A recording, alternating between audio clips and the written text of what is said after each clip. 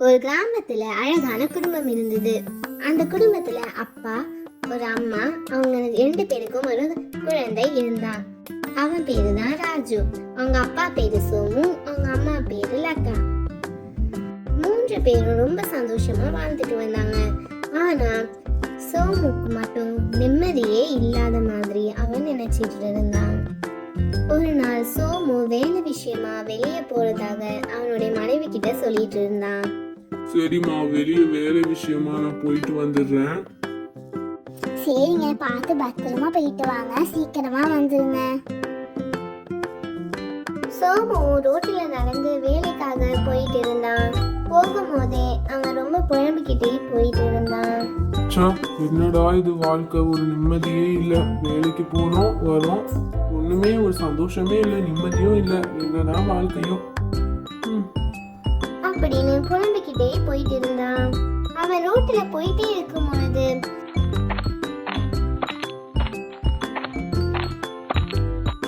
நம்ம பக்கத்து வீட்டு அக்கா வச்சு என்ன இவ்வளவு வேகமா போயிட்டு இருக்காங்க.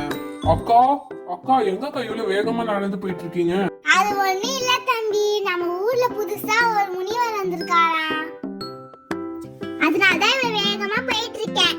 நான் புதுசா ஒரு பிசினஸ் ஸ்டார்ட் பண்ண போறேன், அது வழங்குமான்னு கேட்க போறேன். என்னது, நம்ம ஊர்ல புதுசா ஒரு முனிவர் வர போறாரா?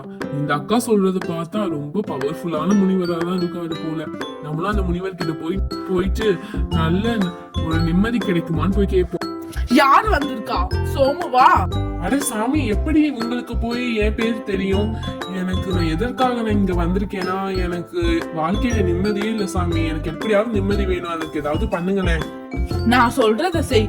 வீட்டுக்கு போய் 2 கோழிய வாங்கி விடு. ஒரு வாரத்துக்கு பிறகு வந்து என்னை பார். அட சாமி, நீங்க சொல்றத பார்த்தா எனக்கு நிம்மதி கிடைக்குமான்னு தெரியல. ஆனா நான் கோழிகளை வளர்த்து பார்க்கின்றேன். இப்ப நான் புறப்படுறேன் சாமி. அப்புறமா சோமுவும் கோழிகளை வாங்கறதுக்கு பண்ணையில போய் கோழிகளை வாங்கிக்கிட்டு வீட்டுக்கு கிளம்பினான்.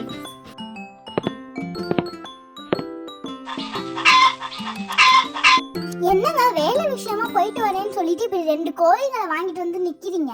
சோமு அவன் மனைவி கிட்ட முனிவரை பார்த்து பேசின விஷயங்கள் எல்லாத்தையுமே சொன்னான். நீங்க சொல்றத பார்த்தா கொஞ்சம் கூட நம்புற மாதிரியே இல்லங்க. நீ அமைதியா இரு. முனிவர் என்கிட்ட சொல்லியிருக்காரு, இந்த கோழிகளை வளர்த்தா கண்டிப்பா நிம்மதி கிடைக்கும். நான் இதை வளர்க்க போறேன்ப்பா. நம்ம வீடு ஒரு 10க்கு 10 வீடு. இந்த வீடு ரொம்ப சிறிய வீடு. இதுல வந்துட்டு என்ன வளர்க்க போறாரோ. இரவும் ஆனது. எல்லாரும் தூங்கிக் கொண்டிருந்த போது, இரவு தூங்கும் பொழுது அந்த கோழிகள் 2ம் சத்தம் போட்டுக்கொண்டே இருந்தன, கொத்திக்கொண்டே இருந்தன. ஆனால் மூவராலும் நிம்மதியாக தூங்க முடியவில்லை. போல ஒரு வாரமும் கடந்தது. ஒரு வாரத்திற்கு பின் முனிவரை பார்க்க சோமு சென்றான். முனிவரே, நீங்க சொன்ன மாதிரி கோழிகளை வளர்த்து பார்த்தேன், ஆனா எனக்கு நிம்மதியே கிடைக்கல. என்ன பண்றது? இப்பயாவது சொல்லுங்களேன், நிம்மதி கிடைக்கிறதுக்கு என்னதான் பண்ணணும்? சோமு, உன் வீட்டுல போய் ஒரு ஆடை வள. ஒரு வாரத்துக்கு பின் என்னை வந்து பார். முனிவரே, நீங்க சொல்றத பார்த்தா எனக்கு நிம்மதியே கிடைக்காது போலயே. சரி, நீங்க சொல்ற மாதிரியே நான் செஞ்சு பாக்குறேன்.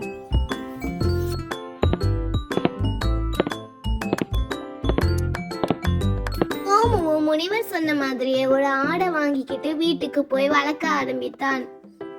லதா, லதா, இங்க வாமா. ஏங்க, கோழிகள் பிரச்சனையே தாங்க முடியல, இதுல வேற நீங்க புதுசா ஆடு வேற வாங்கிட்டு வந்திருக்கீங்க.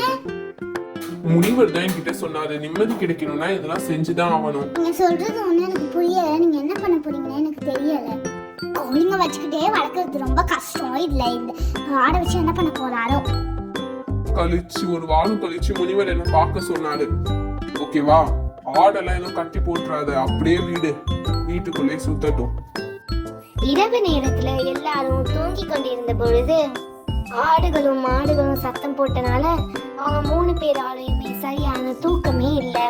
நிம்மதியா தூக்கவே முடியல. ஒரு வாரமும் கடந்தது.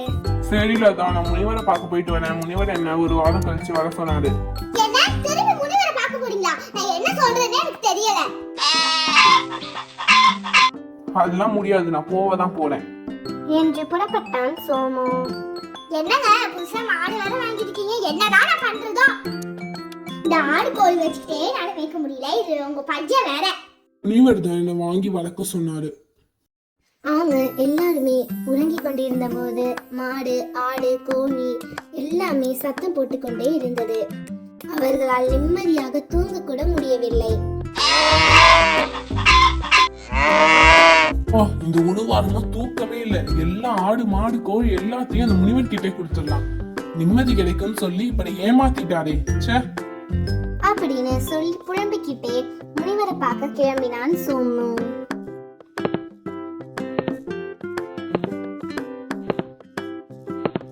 ஐயா முனிவரே, நீங்க இந்த ஆடு, மாடு, கோழி எல்லாம் வளர்த்தா நிம்மதி கிடைக்கும்னு சொன்னீங்க. அதை நம்பி இது எல்லாத்தையும் எங்க சின்ன வீடுல நான் வளர்த்தேன். ஆனா ஒண்ணுமே எனக்கு நிம்மதியே கிடைக்கல. இப்ப என்னோட நிம்மதியான வாழ்க்கையும் போயிடுச்சு. சோமு இவ்வளவு சொல்றதை கேட்ட அந்த முனிவர், இந்த மாடு ஆடுகள்லாம் என்கிட்ட ஒப்படைத்து விட்டு போ, ஒரு வாரம் கழித்து என்னை வந்து பார். சரி முனிவர் ஐயா என்று சொல்லிவிட்டு சோமு அவன் வீட்டுக்கு புறப்பட்டான். அடுத்த நாள் காலை திரும்பியும் சோமு முனிவரை பார்த்தான். முனிவரே, நீங்க சொன்ன மாதிரி ஒரு வாரம் ஃபுல்லா நல்லா உறங்கிட்டு வந்தேன். இப்ப எனக்கு உண்மையான நிம்மதியே கிடைத்த மாதிரி ரொம்ப சந்தோஷமா இருக்கு. என் குடும்பத்துல இருக்கவங்களும் ரொம்பவே சந்தோஷப்பட்டாங்க. அதற்கு முனிவர் சொன்னாரு, நிம்மதிங்கிறது உன்கிட்டே இருக்கு, ஆனா நீ எல்லா இடத்துலயும் தேடிட்டு இருக்க. இதே போலதான் மனிதர்கள் எல்லாருமே செஞ்சிட்டு இருக்காங்க.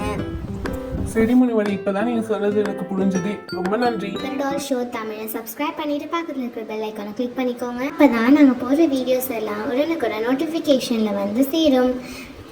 இனிமேல் நிறைய பேப்பர் டால் ஸ்டோரிஸோட சந்திப்போம்.